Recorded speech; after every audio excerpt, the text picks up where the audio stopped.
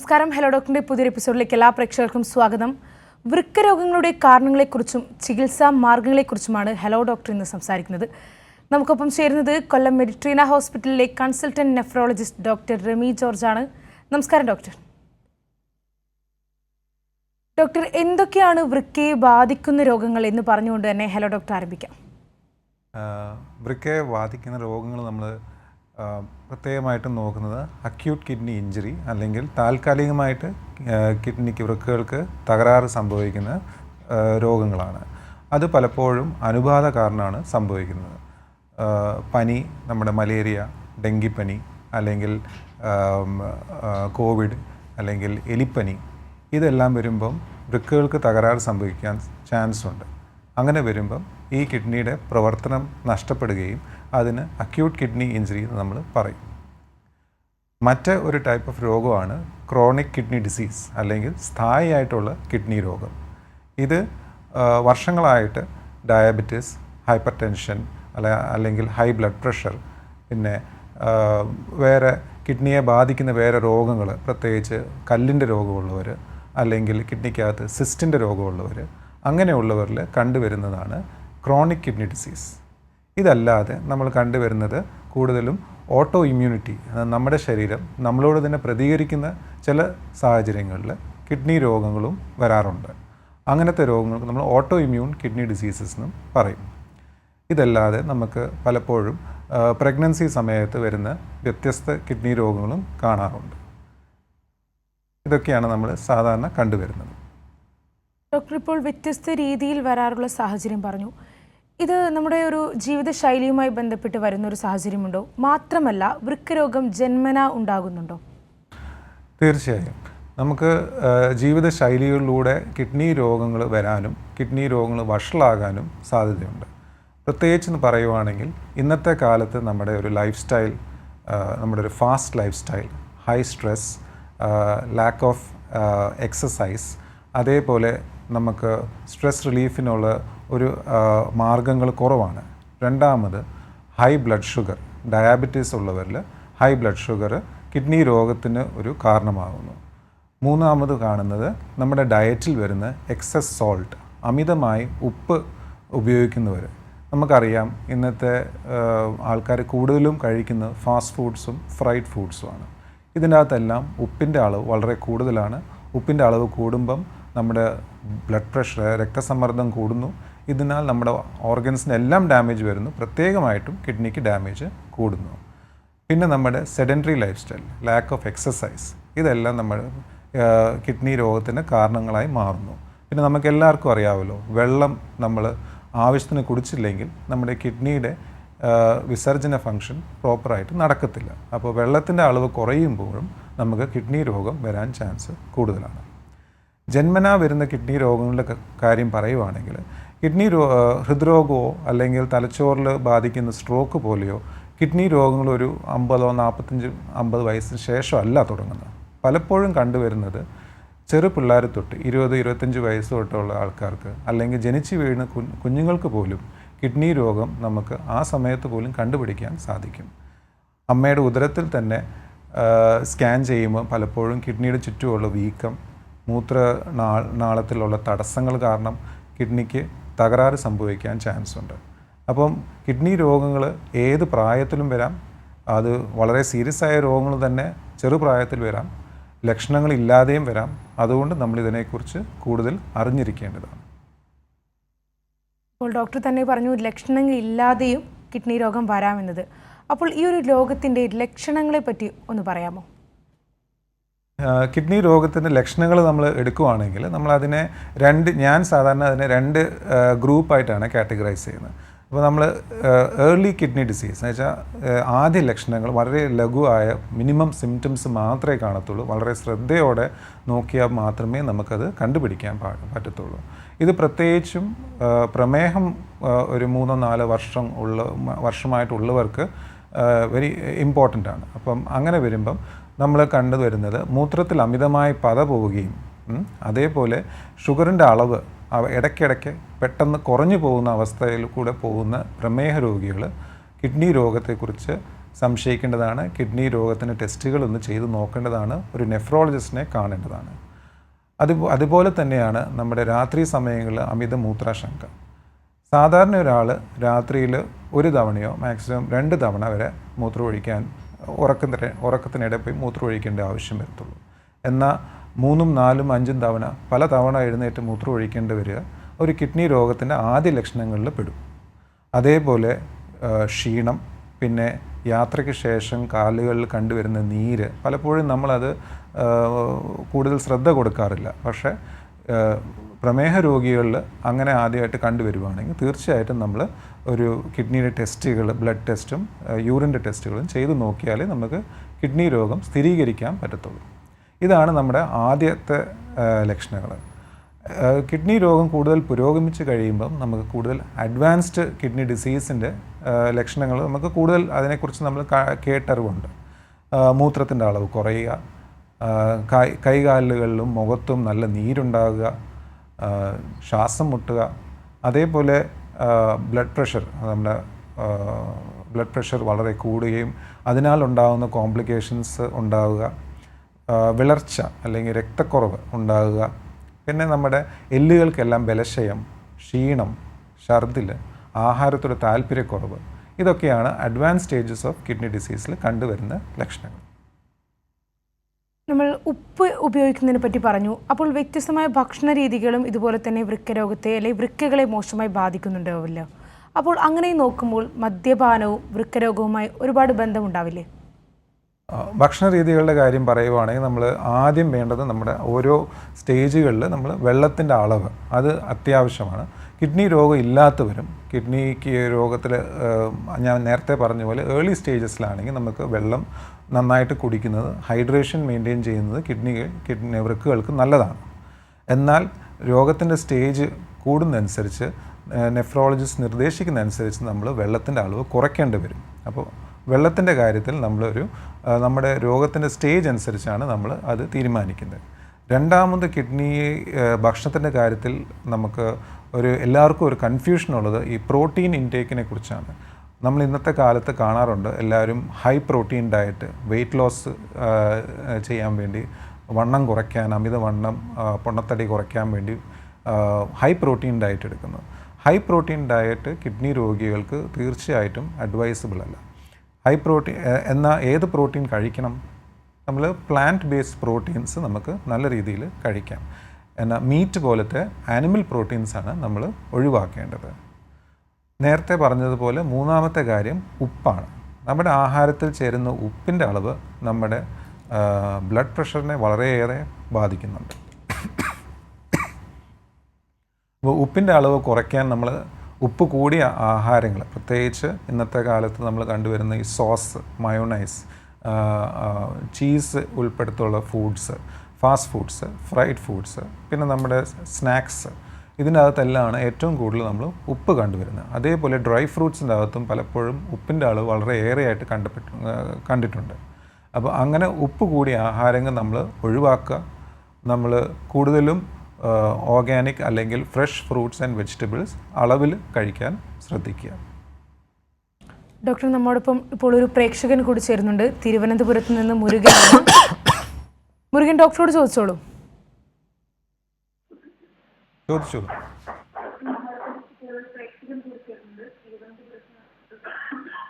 Murugan TV ശ്രദ്ധിക്കാതെ ഡോക്ടറോട് ചോദിച്ചോളൂ. സാർ, എനിക്ക് ഷുഗറുണ്ട്. ഷുഗർ മൂത്രമൊഴിക്കുമ്പോൾ പദമുണ്ട്. അത് എന്താ? പ്രമേഹം ഉള്ളവരിൽ പ്രമേഹത്തിൻ്റെ എത്ര വർഷം പ്രമേഹം ഉണ്ടെന്നുള്ളത് വളരെ ഇമ്പോർട്ടൻ്റ് ആണ്. നമുക്ക് ടൈപ്പ് 2 ഡയാബറ്റീസ് ഉള്ളവർ അവർക്ക് കൂടുതലും കണ്ടുവരുന്നത് നമ്മൾ പ്രമേഹം സ്ഥിരീകരിക്കുമ്പം തന്നെ കിഡ്നിയുടെ ടെസ്റ്റുകൾ അവർക്ക് ചെയ്തു നോക്കണം. എന്നാൽ മിക്ക ആൾക്കാർക്കും മൂത്രത്തിൽ പത ആ സമയത്ത് തന്നെ കണ്ടുവരാറുണ്ട്. അപ്പോൾ ഇത് കണ്ടുപിടിക്കുന്നത് മൂത്രത്തിലെ ഒരു യൂറിൻ ആൽബുമിൻ ക്രിയാറ്റിൻ റേഷ്യോ എന്നുള്ളൊരു ടെസ്റ്റ് ചെയ്യുമ്പോഴാണ് നമുക്ക് മൂത്രത്തിലെ പതയുടെ അളവെടുക്കാൻ സാധിക്കും. അതോടെ നമുക്ക് കിഡ്നി രോഗത്തിൻ്റെ ആരംഭം ഉണ്ടോ ഇല്ലയോ എന്നുള്ളത് നമുക്ക് അറിയാം. രണ്ടാമത്തെ ടെസ്റ്റ് ബ്ലഡിലെ ടെസ്റ്റാണ്. അത് സിറം ക്രിയാറ്റിൻ എന്ന് പറയും. ഈ ടെസ്റ്റിലൂടെ നമുക്ക് ബ്ലഡിലെ കിഡ്നിയുടെ ഫങ്ഷനെ കുറിച്ച് കൂടുതൽ അറിയാൻ സാധിക്കും. ഈ 2 ടെസ്റ്റുകളിലും നമുക്ക് ഒന്നും കാണുന്നില്ലെങ്കിൽ പിന്നെ ബാക്കിയുള്ളത് ഒരു അൾട്രാസൗണ്ടാണ്. അത് ഒരു സ്കാൻ ടെസ്റ്റാണ്. കിഡ്നിയുടെ ആകൃതിയിൽ എന്തെങ്കിലും വ്യത്യാസങ്ങളുണ്ടോ, കിഡ്നിയിൽ കല്ലുണ്ടോ, കിഡ്നിക്കകത്ത് എന്തെങ്കിലും കുമിളകളോ സിസ്റ്റോ അല്ല ജന്മനാ വരുന്ന കിഡ്നി രോഗങ്ങൾ എന്തെങ്കിലും കിഡ്നിയിൽ കാണുന്നുണ്ടോ എന്നുള്ളത് നമുക്ക് അൾട്രാസൗണ്ട് ടെസ്റ്റിലൂടെ കണ്ടുപിടിക്കാൻ സാധിക്കും. പ്രമേഹമുള്ളവർ കൂടുതലും മൂത്രത്തിലെ പത, അതിൻ്റെ അളവ്, പിന്നെ രാത്രി നേരങ്ങളിലെ മൂത്രശങ്ക, ഇതെല്ലാം ഇതിൻ്റെ ആദ്യ ലക്ഷണങ്ങളായിട്ട് എടുത്ത് മൂത്രത്തിൻ്റെ പരിശോധന ചെയ്യേണ്ടതാണ്. നമ്മോടൊപ്പം ഒരു പ്രേക്ഷകൻ ചേരുന്നുണ്ട്. ജോസ് ആണ്. ജോസ് ഡോക്ടറോട് ചോദിച്ചോളൂ. എനിക്ക് പ്രോസ്റ്റേറ്റിന്റെ ഓപ്പറേഷൻ കഴിഞ്ഞ ആളാണ് ഞാൻ. 3-4 കൊല്ലായി. ഇപ്പൊ എനിക്ക് 4-5 പ്രാവശ്യം എനിക്ക് മൂത്രം ഒഴിക്കണം. ഞാൻ 6 മണി കഴിഞ്ഞാൽ വെള്ളം കുടിക്കാറുമില്ല. അത് ഈ വൃക്കയ്ക്ക് വരെ കംപ്ലൈന്റ് ആയിട്ട് തോന്നണതാണോ? പ്രോസ്റ്റേറ്റിൻ്റെ ഓപ്പറേഷൻ ചെയ്തതിന് മുമ്പ് വൃക്കകളുടെ ടെസ്റ്റ് ചെയ്തിട്ടുണ്ടാവും. അതിൽ നോർമൽ ആണെങ്കിൽ ഇപ്പം ഈ രാത്രിയിൽ മൂത്രശങ്ക, അതിന് പ്രോസ്റ്റേറ്റിൻ്റെ ഓപ്പറേഷൻ സക്സസ്ഫുൾ ആയിരുന്നോ? ഓപ്പറേഷന് ശേഷം മാറ്റം ഉണ്ടായിരുന്നോ നിങ്ങൾക്ക്? ഇപ്പൊ 3 കൊല്ലായി. ഞാൻ 3 മാസം PSA ടെസ്റ്റ് ചെയ്ത് ഡോക്ടറെ കാണാൻ റിലീസ് ചെയ്ത് നമ്പിയ ഡോക്ടറെ. ഓക്കെ. അപ്പോൾ നമ്മൾ ഇങ്ങനെയുള്ളവർ, പ്രോസ്റ്റേറ്റിൻ്റെ പ്രശ്നമുള്ളവർ, നമ്മൾ രാത്രി നേരങ്ങളിൽ വൃക്കകളുടെ ഫങ്ഷൻ നോർമൽ ആണെങ്കിൽ രാത്രി നേരങ്ങളിൽ നമ്മൾ വെള്ളം കൂടി കുറച്ച് കുറയ്ക്കാനാണ് പറയുന്നത്. ഇരുട്ടിയതിന് ശേഷം വെള്ളം കൂടി കുറയ്ക്കുമ്പോൾ നമുക്ക് രാത്രി നേരങ്ങളിലെ മൂത്രശങ്ക കുറയുകയും അതുകൊണ്ട് നമ്മുടെ ഉറക്കം ബെറ്റർ ആകുകയും നമ്മുടെ സ്ട്രെസ്സ് കുറയുകയും ബ്ലഡ് പ്രഷർ കൺട്രോൾ ആകുകയും ചെയ്യാറുണ്ട്. ഈ മൂത്രത്തിൻ്റെ ടെസ്റ്റുകളും നമുക്ക് ചെയ്ത് നോക്കാം. പിന്നെ ക്രിയാറ്റിൻ്റെ ടെസ്റ്റ് ചെയ്ത് നോർമൽ ആണെങ്കിൽ ഇത് പ്രോസ്റ്റേറ്റിൻ്റെ ഓപ്പറേഷൻ്റെ ഭാഗമായിട്ടുള്ളതാണെന്ന് നമുക്ക് ഉറപ്പിക്കാം. ശരി, പ്രേക്ഷകന് മനസ്സിലായെന്ന് കരുതുന്നു. ഡോക്ടർ, നമ്മൾ നേരത്തെ സംസാരിച്ചത് ഭക്ഷണ രീതികളെ പറ്റിയാണ്. അപ്പോൾ ഒരു കാര്യം കൂടി ചോദിക്കുന്നു. മദ്യപാനവും വൃക്കരോഗവുമായുള്ള ഒരു ബന്ധം എങ്ങനെയാണ്? മദ്യപാനം എത്രത്തോളം വൃക്കകളെ ബാധിക്കുന്നുണ്ട്? മദ്യപാനം ഒരാൾക്കും നല്ലതല്ല. അത് വൃക്കകളെ തീർച്ചയായിട്ടും ബാധിക്കുന്നുണ്ട്.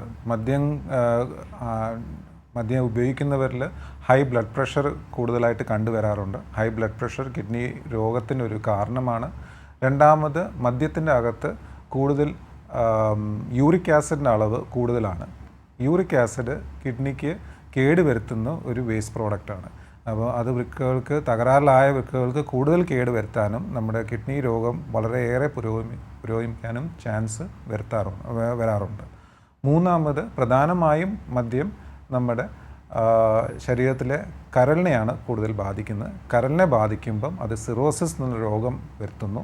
സിറോസിസിൻ്റെ സ്റ്റേജ് വഷളാവും തോറും കിഡ്നിയുടെ ഫങ്ഷൻസും കിഡ്നിക്കും ഡാമേജ് വരുത്തുന്നു. കിഡ്നിക്ക് സ്കാറിങ് വരാൻ ചാൻസ് കൂടുതലാണ്. കിഡ്നിയുടെ കേടുപാട് കൂടാൻ ചാൻസ് ഉണ്ട്. അതുകൊണ്ട് മദ്യപാനം വൃക്ക രോഗികൾക്ക് അക്സെപ്റ്റബിൾ അല്ല. ഡോക്ടർ, നമ്മൾ ഏതൊരു സാഹചര്യത്തിലാണ് ഡയാലിസിസ് ചെയ്യേണ്ടി വരുന്നത്? ഈ ഒരു അസുഖത്തിന് ഏറ്റവും മൂർധന അവസ്ഥയിലാണോ ഡയാലിസിസ് ചെയ്യുന്നത്, അല്ലെങ്കിൽ അതിനെങ്ങനെയാണ് നമ്മൾ ചെയ്യേണ്ടത്? ഞാൻ നേരത്തെ പറഞ്ഞതുപോലെ കിഡ്നിയുടെ വൃക്കകളുടെ സ്തംഭനം, 2 കിഡ്നിയുടെയും സ്തംഭനം വരുന്നത് അത് താൽക്കാലികമായി അക്യൂട്ട് കിഡ്നി ഇഞ്ചുറി എന്ന് വെച്ചാൽ അനുബാധ കാരണം, അല്ലെങ്കിൽ എന്തെങ്കിലും പാമ്പ് കടി, ശരീരത്തിൽ വിഷം ഇറങ്ങുമ്പം ഉള്ള ഡാമേജ് കാരണം വൃക്കകൾക്ക് തകരാറ് വരുമ്പം നമ്മൾ ഡയാലിസിസ് ചെയ്യാറുണ്ട്. അതിന് സ്റ്റേജ് കൂടുമ്പോൾ നമ്മൾ ഡയാലിസിസ് ചെയ്യാറുണ്ട്. അതിന് അക്യൂട്ട് കിഡ്നി ഇഞ്ചുറി, അവിടെ നമ്മൾ വൃക്കകൾ തകരാറായിരിക്കുന്ന സമയത്ത് ബാക്കിയുള്ള അവയവങ്ങൾക്ക് സപ്പോർട്ട് നൽകാനും ശരീരത്തിലുള്ള വേസ്റ്റ് മെറ്റീരിയൽസ്, രക്തത്തിലെ കെമിക്കൽ ബാലൻസ് മെയിൻറ്റെയിൻ ചെയ്യാൻ വേണ്ടിയാണ് നമ്മളവിടെ ഡയാലിസിസ് ചെയ്യുന്നത്. അതൊരു താൽക്കാലികമായുള്ള ഡയാലിസിസാണ്. കിഡ്നിയുടെ പ്രവർത്തനം വീണ്ടെടുക്കും വരെ ഉള്ള ഡയാലിസിസാണ്. അത് കഴിയുമ്പോൾ കിഡ്നിയുടെ പ്രവർത്തനം നോർമലായി വരുമ്പോൾ നമ്മൾ ഡയാലിസിസ് പൂർണ്ണമായും നിർത്തും. എന്നാൽ സ്ഥായിയായിട്ടുള്ള കിഡ്നി രോഗം, ഞാൻ നേരത്തെ പറഞ്ഞു, വർഷങ്ങളായിട്ടുള്ള പ്രമേഹം, ഹൈ ബ്ലഡ് പ്രഷർ, അല്ലെങ്കിൽ ഓട്ടോ ഇമ്മ്യൂൺ കിഡ്നി ഡിസീസ്, അല്ലെങ്കിൽ അങ്ങനത്തെ കണ്ടീഷൻസ് വരുമ്പം കിഡ്നിയുടെ പ്രവർത്തനം പടിപടിയായി പൂർണ്ണമായും നഷ്ടപ്പെട്ടതിന് ശേഷം നമ്മളതിന് CKD, chronic kidney disease stage 5, end stage renal disease. End stage renal disease എന്ന് പറഞ്ഞു കഴിഞ്ഞാൽ അങ്ങനത്തെ ഒരു രോഗിക്ക് ജീവിതം മുന്നോട്ട് കൊണ്ടുപോകാൻ ഒന്നുകിൽ ഡയാലിസിസ് വേണം, അല്ലെങ്കിൽ ഒരു കിഡ്നി ട്രാൻസ്പ്ലാന്റ് ചെയ്യേണ്ടി വരും. അപ്പോൾ ഇങ്ങനെയുള്ള ഡയാലിസിസ് ലൈഫ് സേവിങ് ഡയാലിസിസ് ആണ്, അല്ലെങ്കിൽ ലൈഫ് മെയിൻറ്റെയിനിങ് ഡയാലിസിസ് ആണ്. അതുകൊണ്ട് ഇതിന് മെയിൻ്റനൻസ് ഹീമോ ഡയാലിസിസ് എന്നാണ് പേര് ഇട്ടിരിക്കുന്നത്. ഇങ്ങനെയുള്ള രോഗികൾ ആഴ്ചയിൽ 3 തവണ ഒരു ഡയാലിസിസ് സെൻറ്ററിൽ ചെന്ന് രക്തത്തിലൂടെ ചെയ്യുന്ന ഹീമോഡയാലിസിസ് അവർക്ക് ചെയ്യാൻ പറ്റും. അല്ലാത്തവർ വീട്ടിൽ പെരിറ്റോണിയൽ ഡയാലിസിസ് എന്നുള്ള ഡയാലിസിസിലൂടെ അവർക്ക് കാര്യങ്ങൾ മുന്നോട്ട് കൊണ്ടുപോകാൻ സാധിക്കും. ഡോക്ടർ, ഇങ്ങനെ ഡയാലിസിസ് ചെയ്യുന്ന ഒരു വ്യക്തി ശ്രദ്ധിക്കേണ്ട കാര്യങ്ങളെക്കുറിച്ച് ഒന്ന് പറയാമോ? ഡയാലിസിസ് ചെയ്യുമ്പം നമ്മുടെ ശരീരത്തിലെ 2-3 ദിവസം ഡയാലിസിസ് ചെയ്യാത്ത ദിവസങ്ങൾ നമ്മുടെ ശരീരത്തിൽ ഉണ്ടാകുന്ന വേസ്റ്റ് പ്രോഡക്ട്സ്, നമ്മുടെ രക്തത്തിൽ ഉണ്ടാകുന്ന കെമിക്കൽ ഇൻബാലൻസ് അല്ലെങ്കിൽ ആസിഡിൻ്റെ അളവ് കൂടുക, ഇതിനെയൊക്കെ കറക്റ്റ് ചെയ്യുന്ന ഒരു മെഷീനാണ് ഡയാലിസിസ്. അപ്പോൾ നമ്മൾ സിമ്പിളായിട്ട് ആലോചിക്കുവാണെങ്കിൽ നമ്മൾ വസ്ത്രങ്ങൾ ഉപയോഗിക്കുന്നു. ആ വസ്ത്രങ്ങളിൽ 1-2 ദിവസം ആകുമ്പം ചെളി പൊള്ളുന്നു. ആ ചെളി വൃത്തിയാക്കി എടുക്കുന്ന ഒരു വാഷിംഗ് മെഷീനാണ്. അതേപോലെ നമ്മുടെ രക്തത്തിൽ വരുന്ന ചെളി അല്ലെങ്കിൽ മാലിന്യങ്ങൾ അതിനെ ശുദ്ധീകരിക്കുന്നത്, അതിൻ്റെ രക്തത്തിനെ ശുദ്ധീകരിക്കുന്ന ഒരു മെഷീനാണ് ഡയാലിസിസ്. അല്ല, ഡയാലിസിസ് കിഡ്നിയെ റിക്കവർ ആകാൻ സഹായിക്കുന്നില്ല. അപ്പോൾ നമ്മുടെ ശരീരത്തിൽ മാലിന്യങ്ങൾ 2-3 ദിവസം കൂടുമ്പം അതിൻ്റെ അളവ് കൂടുമ്പം ശരീരത്തിൻ്റെ അവയവങ്ങൾക്കെല്ലാം അത് ഒരു ഭീഷണിയായി മാറുന്നു. അതുകൊണ്ട് അങ്ങനത്തെ മാലിന്യങ്ങളിനെ ശുദ്ധീകരിക്കാനാണ് നമ്മൾ ഡയാലിസിസ് എന്നുള്ള ഒരു ട്രീറ്റ്മെൻറ്റ് ചെയ്യുന്നത്. ഡോക്ടർ, നമ്മോടൊപ്പം ചെന്നൈയിൽ നിന്ന് മോഹനൻ കൂടി ചേരുന്നുണ്ട്. മോഹനൻ, ഡോക്ടറോട് ചോദിച്ചോളൂ. Hello sir. Yes, hello. Yes, പറഞ്ഞോളൂ. എൻ്റെ പേര് മോഹൻ. എനിക്കൊരു 60 വയസ്സുണ്ട്. ഞാനൊരു 20 വർഷം BP പേഷ്യൻ്റ് ആണ്. ഓക്കെ. എനിക്ക് കിഡ്നിയുടെ ക്രിയാറ്റിൻ എല്ലാം നോർമലാണ്. അതുപോലെ കഴിഞ്ഞ മാസം ടെസ്റ്റ് ചെയ്തെല്ലാം നോർമലാണ്. യൂറിക് ആസിഡ് ആണ് കുറച്ച് ജാസ്തിയായി കാണുന്നത്. 8.2, 8.9 എല്ലാം കാണിക്കുന്നത്. അതൊരു വർഷമായിട്ട് വെച്ചാൽ അതേ റേഞ്ചിൽ നിൽക്കുകയാണ്. അത് കിഡ്നി ഡാമേജ് ആവാനുള്ള ചാൻസ് ഉണ്ടോ? കൂടുന്നതിന്റെ അവസരത്തിൽ ഇതുപോലെ നമ്മൾ പലപ്പോഴും കണ്ടുവരുന്നതാണ്. നമ്മുടെ നോർമൽ ക്രിയാറ്റിനിൻ അല്ലെങ്കിൽ നമ്മുടെ കിഡ്നിയുടെ ഫങ്ഷൻസ് എല്ലാം പലപ്പോഴും ചെക്ക് ചെയ്യുമ്പോൾ നോർമൽ ആവുകയും യൂറിക് ആസിഡിൻ്റെ അളവ് കൂടുതലായിട്ട് കാണുകയും ചെയ്യുന്നത്. ഇത് നമ്മൾ ഇന്നത്തെ കാലത്ത് മെറ്റബോളിക് സിൻഡ്രോം എന്ന് വെച്ചാൽ അമിതവണ്ണം, അതിൻ്റെ ഭാഗമായിട്ടും പിന്നെ നമ്മുടെ ഡയറ്റിൽ എക്സസ് ആയിട്ടുള്ള കാർബോഹൈഡ്രേറ്റ്സ്, നമ്മുടെ മധുരമുള്ള സാധനങ്ങൾ കൂടുതൽ നമ്മൾ പാചകം ചെയ്യുമ്പോഴാണ് ഇങ്ങനത്തെ യൂറിക് ആസിഡിൻ്റെ അളവ് കൂടുതലായിട്ട് കാണുന്നത്. അത് കിഡ്നി രോഗത്തിൻ്റെ ഭാഗമായിട്ടല്ല, അത് നമ്മുടെ ഡയറ്റിൻ്റെ പ്രോബ്ലംസ് കാരണമാണ് കൂടുതൽ കണ്ടുവരുന്നത്. അതുകൊണ്ട് എനിക്ക് തോന്നുന്നില്ല നിങ്ങൾ പറഞ്ഞ റിപ്പോർട്ട് വെച്ചിട്ട് നിങ്ങൾക്ക് കിഡ്നി രോഗമുണ്ട്. ഈ യൂറിക് ആസിഡിനെ കൺട്രോൾ ചെയ്യാൻ നമ്മൾ നമ്മുടെ വെയിറ്റ് മെയിൻറ്റെയിൻ ചെയ്യുക, അല്ലെങ്കിൽ ഓപ്റ്റിമം വെയിറ്റ് എത്തുക. രണ്ടാമത് ഒരു ഹെൽത്തി ലൈഫ് സ്റ്റൈൽ ഇൻക്ലൂഡിങ് എക്സസൈസും സ്ട്രെസ് മാനേജ്മെൻറ്റും ചെയ്യുക. മൂന്നാമത് നമ്മുടെ ഡയറ്റിലുള്ള എക്സസ് കാർബോഹൈഡ്രേറ്റ്സും എക്സസ് ഫാറ്റ്സും കുറയ്ക്കുക.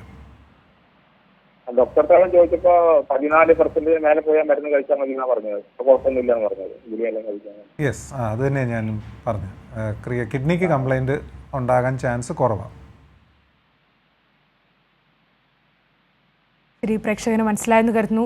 ഡോക്ടർ, നമ്മൾ നേരത്തെ വൃക്ക മാറ്റിവെക്കൽ രീതിയെപ്പറ്റി പറഞ്ഞു. അപ്പോൾ ആ ശസ്ത്രക്രിയ വേണ്ടി വരുന്നത് ഏത് സാഹചര്യത്തിലാണ്? മാത്രമല്ല, വൃക്ക മാറ്റിവെക്കൽ ശസ്ത്രക്രിയയെപ്പറ്റി ഒന്ന് വിശദീകരിക്കാമോ? ഡയാലിസിസ് ചെയ്യുന്ന രോഗികൾ അല്ലെങ്കിൽ ഡയാലിസിസിന് നിർദ്ദേശിക്കപ്പെട്ട രോഗികൾക്ക് പൂർണ്ണമായും ഡയാലിസിസ് ഇല്ലാതെ പോകാനുള്ള ഒരു മാർഗമാണ് വൃക്ക മാറ്റിവെക്കൽ അല്ലെങ്കിൽ കിഡ്നി ട്രാൻസ്പ്ലാന്റേഷൻ. നമുക്കെല്ലാം അറിയാം, നമ്മളിവിടെ ചെയ്തു വരുന്നത് live kidney transplant, live related kidney transplant ആണ്. കിഡ്നി രോഗം ഇല്ലാത്തവർക്ക് 95% ആൾക്കാർക്കും 2 വൃക്കകളാണ് ഉള്ളത്. ഒരു വൃക്ക നമ്മൾ ഒരു നല്ലൊരു ദാതാവിനെ കണ്ടുപിടിച്ച് നമ്മുടെ കുടുംബത്തിലെ ഉള്ളവരാണെങ്കിൽ അത്രയും നല്ലത്. അവരുടെ ഒരു വൃക്ക നമ്മൾ ലാപ്രോസ്കോപ്പിക്കലി റിമൂവ് ചെയ്യുന്നു. എന്നിട്ട് ആ വൃക്ക നമ്മൾ അതിനു മുമ്പ് കുറേ ബ്ലഡ് മാച്ചിങ്ങിൻ്റെ ടെസ്റ്റുകളും ടിഷ്യൂ മാച്ചിങ്ങിൻ്റെ ടെസ്റ്റുകളിലൂടെ നമ്മളൊരു അഡിക്വേറ്റ് അല്ലെങ്കിൽ സൂട്ടബിൾ മാച്ച് ആണോ എന്ന് കണ്ടുപിടിക്കുന്നു. 2 പേരും മാച്ച് ആണെങ്കിൽ നമ്മൾ പിന്നെ ഈ ഒരു ശസ്ത്രക്രിയയിലൂടെ ഈ വൃക്കയെ നമ്മളൊരു 3ാമത്തെ വൃക്കയായ ഈ റെസിപ്പിയൻ്റ് അല്ലെങ്കിൽ വൃക്ക രോഗിയുടെ ശരീരത്തിൽ വയറ്റിൻ്റെ അടിഭാഗത്തായിട്ട് നമ്മൾ ഘടിപ്പിക്കുന്നു. അതിലെ വൃക്കകളെ നമ്മൾ ആർട്ടറിയും വെയിനും കണക്ട് ചെയ്തിട്ട് അതിൻ്റെ കണക്ഷൻ നമ്മൾ മൂത്രസഞ്ചിയിലോട്ട് കൊടുക്കുകയും മൂത്രം സക്സസ്ഫുൾ ആണെങ്കിൽ ഉടനെ തന്നെ നമുക്ക് മൂത്ര ഉൽപ്പാദനം ഉണ്ടാവുകയും ഡയാലിസിസ് ഒന്നും ഇല്ലാതെ തന്നെ ആ രോഗിയുടെ ബ്ലഡ് യൂറിയ, ക്രിയാറ്റിനിൻ, യൂറിക് ആസിഡിൻ്റെ അളവെല്ലാം പെട്ടെന്ന് കുറയുന്നതായിട്ടും നമ്മൾ കാണും. അപ്പോൾ ഇതാണ് നമ്മൾ കിഡ്നി ട്രാൻസ്പ്ലാന്റേഷനിലൂടെ ചെയ്യുന്നത്. കിഡ്നി ട്രാൻസ്പ്ലാന്റേഷനിലൂടെ നമുക്ക് രോഗിക്ക് നേടാനുള്ളത് എന്താണെന്ന് വെച്ചാൽ ഡയാലിസിസിൽ നിന്നുള്ള കംപ്ലീറ്റ് ഫ്രീഡമാണ്, മുക്തിയാണ്. രണ്ടാമത് അവർക്ക് യാത്ര ചെയ്യാനും അതേപോലെ ഒരു നോർമൽ ലൈഫ്, ഒരു നോർമൽ വർക്കിലോട്ട് തിരിച്ചു പോകാനും സാധിക്കും.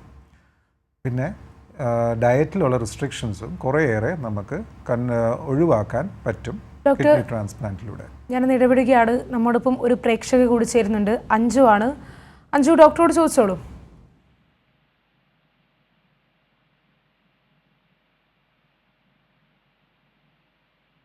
അഞ്ജു, കേൾക്കാമോ?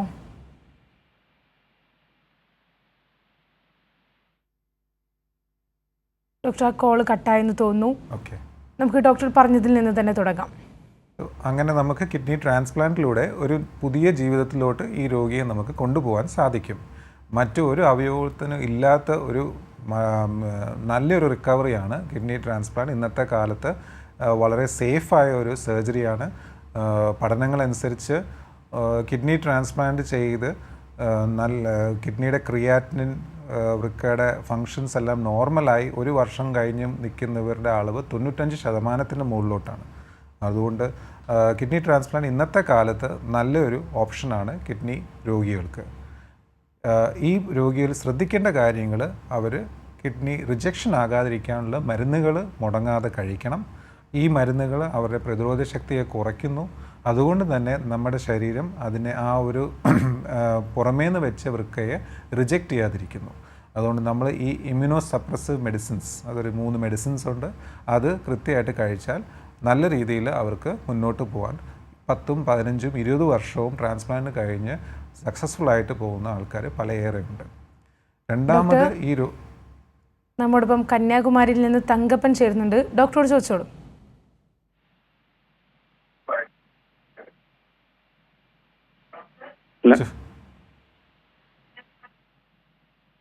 ചോദിച്ചോളൂ. ഡോക്ടർ നമസ്കാരം. ഞാൻ കന്യാകുമാരി, എന്റെ പേര് തങ്കപ്പനാണ്. വയസ്സ് 63. എനിക്ക് ഉച്ചയ്ക്ക് ഭക്ഷണം കഴിഞ്ഞതിന് ശേഷം ഒരു വെള്ളം കുടിച്ചതിന് ശേഷം 3-4 പ്രാവശ്യം യൂറിൻ പോവുകയാണ്. അത് എന്താണ് അതിന്റെ കാര്യമെന്നോ?